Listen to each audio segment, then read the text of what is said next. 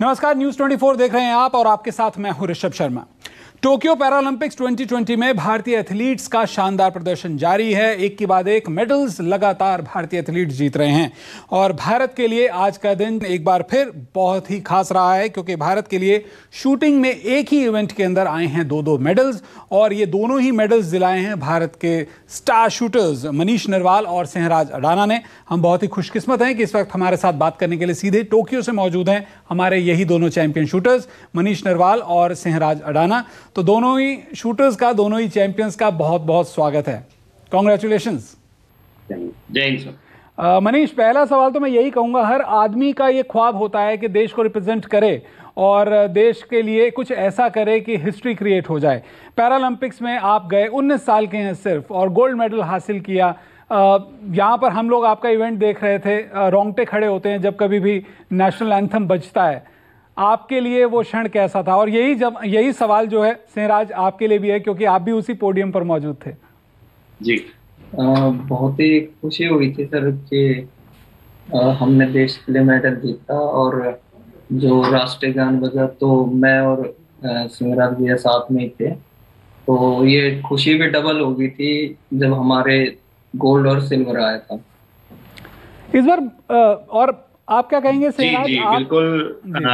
जैसे मनीष ने कहा, हमारी खुशी डबल हो गई थी जब हमारे दोनों ही तिरंगा सबसे ऊपर थे और साथ में हमारे राष्ट्रीय गान जब बोल रहा था।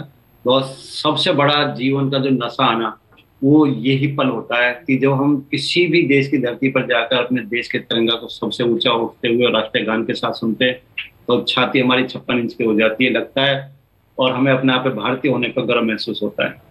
हमें भी आप पर गर्व महसूस है, भारतीय होने के नाते तो हमें गर्व है ही। और जिस तरह से आप दोनों ने भारत का प्रतिनिधित्व किया है टोक्यो पैरालंपिक्स में, वो एक और हिस्ट्री क्रिएट करता है। मनीष, अगर हम पैरालंपिक्स के आपके कंपटीशन की बात करें, इस बार शुरुआत से ही कहा जा रहा था कि आप जो है मेडल के एक स्ट्रॉन्ग दावेदार हैं। आपको विश्वास था इस कंपटीशन में जाते हुए कि आप जो है मेडल लेकर आएंगे? क्योंकि गोल्ड मेडल की उम्मीद हम सभी करते हैं, लेकिन जो एक खुद से एथलीट होता है, शूटर होता है या तमाम दूसरे स्पोर्ट्स के प्लेयर्स होते हैं, उनको अपनी तैयारियों पर एक कहीं ना कहीं ज़्यादा एक आत्मविश्वास होता है या फिर एक शक होता है। आपको इस पैरालंपिक्स में जाते हुए खुद पर कितना आत्मविश्वास था?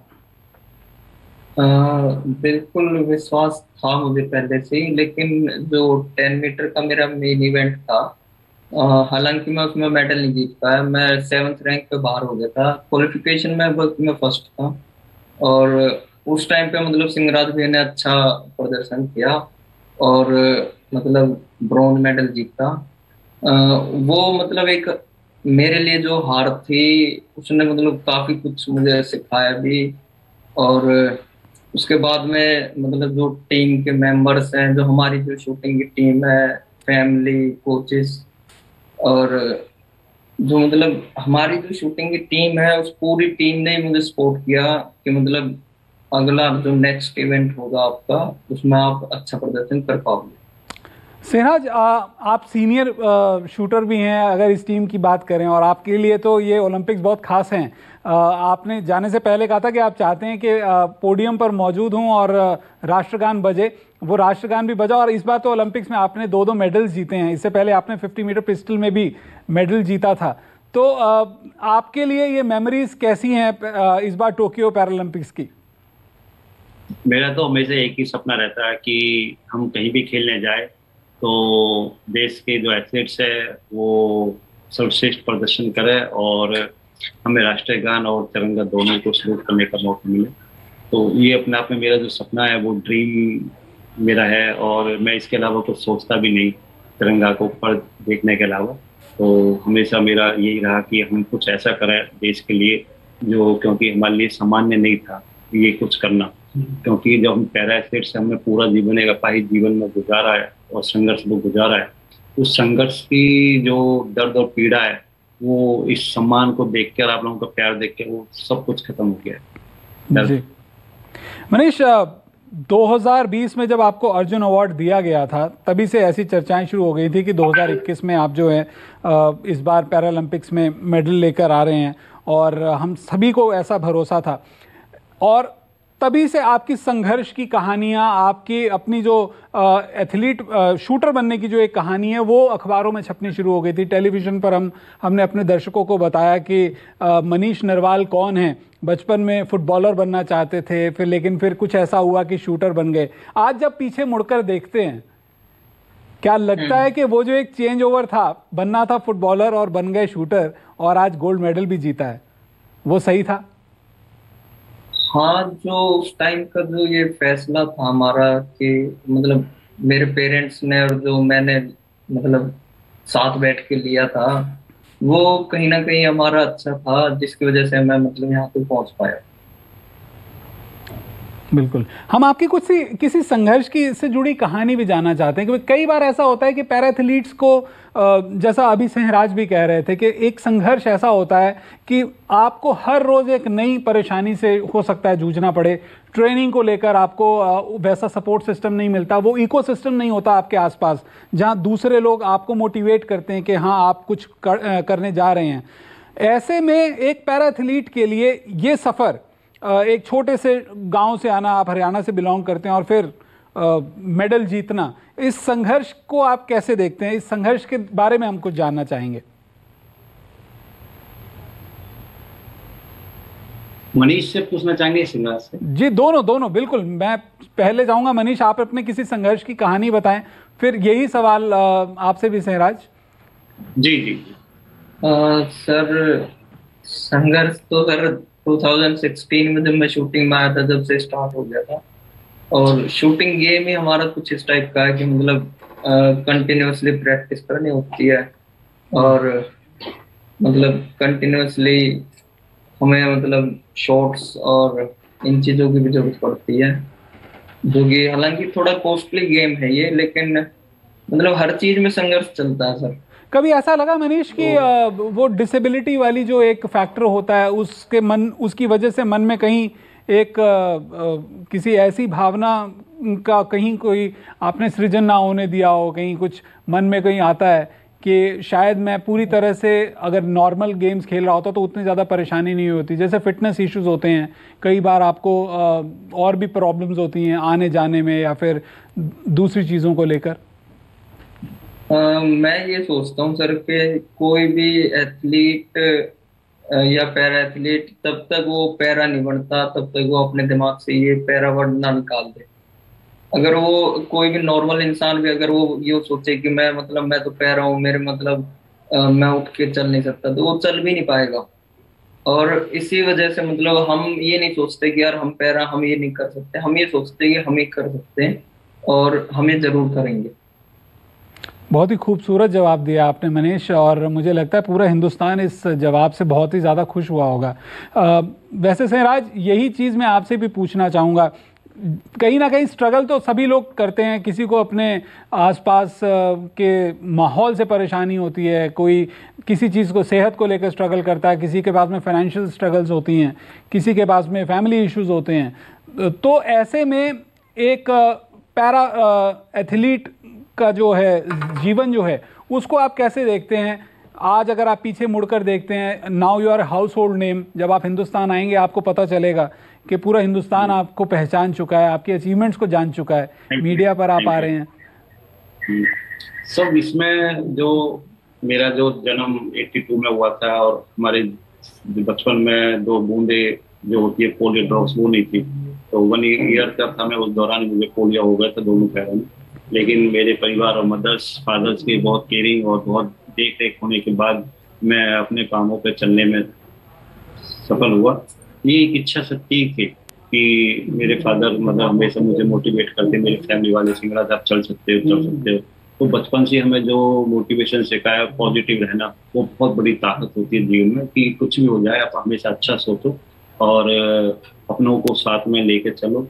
हम बचपन में जब भी कहीं किसी फंक्शन प्रोग्राम में जाते थे तो इस सब हरियाणा में बहुत आम था, क्योंकि हमारे उस दौरान में हमारे सीएम साहब थे ओम प्रकाश चौटाला जी, तो हमें उनके सरनेम से पुकारा जाता था, देखो वो चौटाला जा रहा, देखो वो चौटाला जा रहा।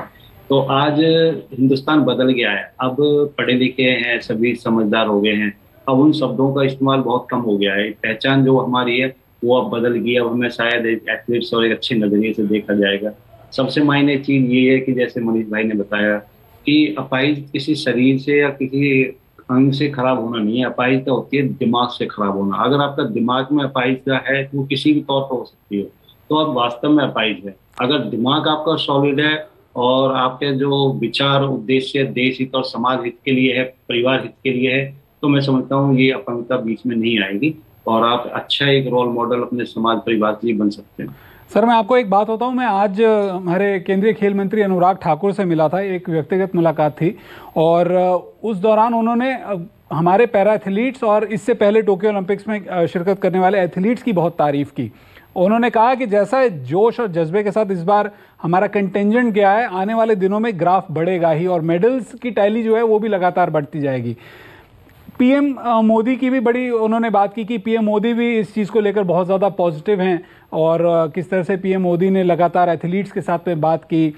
आप दोनों के साथ में भी आज उन्होंने मेडल जीतने के बाद में बात की है, कैसा उनके साथ में कैसा इंटरेक्शन था, कुछ बताएं, उन्होंने क्या कहा आपको?